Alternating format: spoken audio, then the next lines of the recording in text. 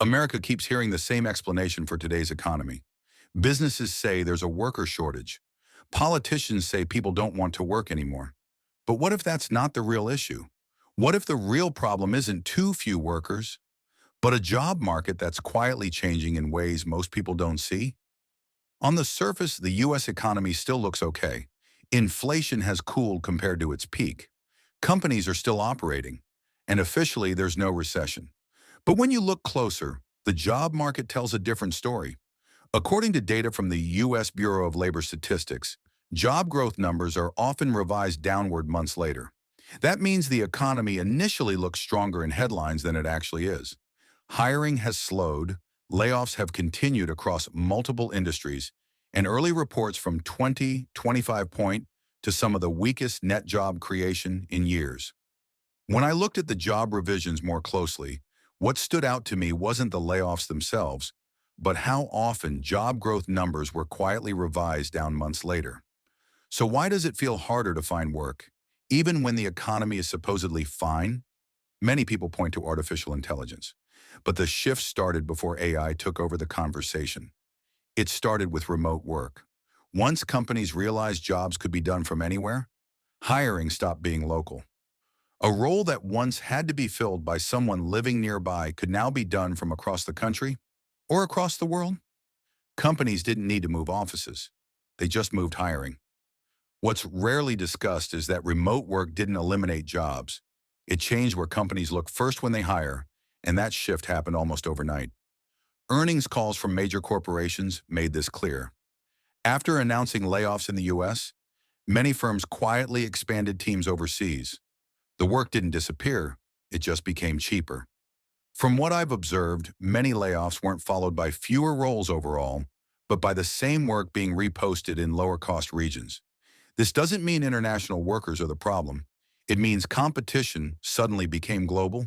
An American worker is no longer competing with the person down the street. They're competing with talent from everywhere, often at a fraction of the cost. That alone reduced the number of available jobs at home. Then AI sped everything up. Customer service emails that once required large teams are now handled by chatbots. Basic coding tasks, design drafts, scheduling, data entry, and content moderation, jobs that used to help young workers gain experience, are increasingly automated. Major consulting firms like McKinsey and financial institutions like Goldman Sachs have warned that AI doesn't just replace jobs, it removes entry-level roles first. What makes AI different this time is that it doesn't replace senior expertise. It removes the first step into the workforce, which is how most people used to get started. And that creates a serious problem. If beginners can't get hired, how do they ever gain experience? We're already seeing the effects. Recent college graduates are struggling more than older workers. Even students from top universities are taking longer to find jobs, sending out hundreds of applications with little response. Data from the Federal Reserve shows underemployment among young adults rising, not falling. What surprised me most is how often graduates describe doing everything they were told to do, yet still struggling to get even an interview. For decades, the promise was simple. Go to school, work hard, get a degree, you'll be fine. For many young people, that promise no longer feels guaranteed. Some people respond with a familiar suggestion. Just learn a trade. But trades are changing too. Construction sites increasingly use automation, prefabrication, and robotics. Factories produce more than ever, but with far fewer workers. Manufacturing output has grown over time, yet employment in manufacturing has never returned to past levels. Even service jobs, once considered the safest option, are being transformed. Self-checkout replaces cashiers. Kiosks replace fast food workers. Chatbots replace call centers. Self-driving technology is already being tested for delivery and transportation. Not all of these jobs are gone yet, but people can feel the ground shifting. The most unsettling part of all this is what company profits reveal. Public earnings reports show many corporations shrinking their workforce while profits rise. Fewer employees, higher efficiency, better margins. From a business perspective, it makes sense. From a worker's perspective, it means fewer openings, more specialized roles, and higher barriers just to get hired. So the real question becomes uncomfortable. What happens when millions of people are willing to work, but the economy needs fewer workers than before? This isn't just about employment numbers. It's about how the entire system functions.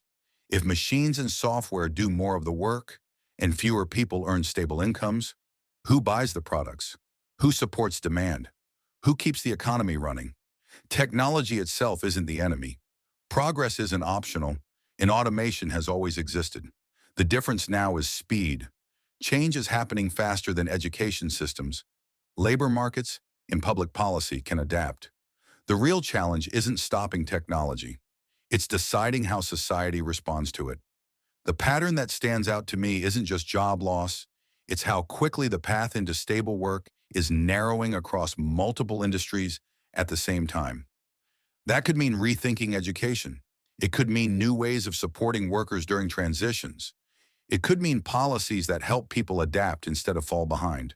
Because if adaptation doesn't happen fast enough, the future won't just be automated. It will be more unequal.